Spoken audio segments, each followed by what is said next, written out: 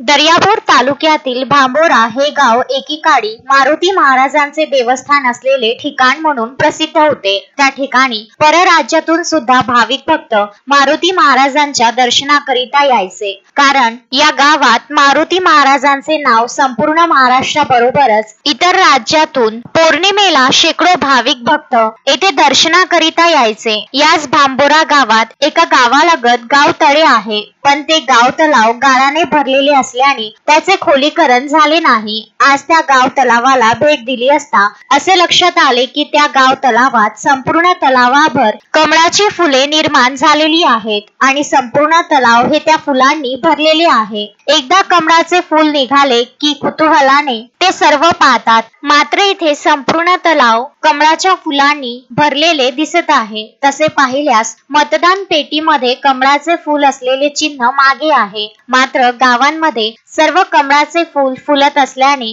नवल वाटते। ते पाहण्यासाठीच इंजिनियर नितेश वानखडे हे खास तिथे गेले आहेत। गजानन देशमुख, विदर्भ न्यूज, दर्यापूर।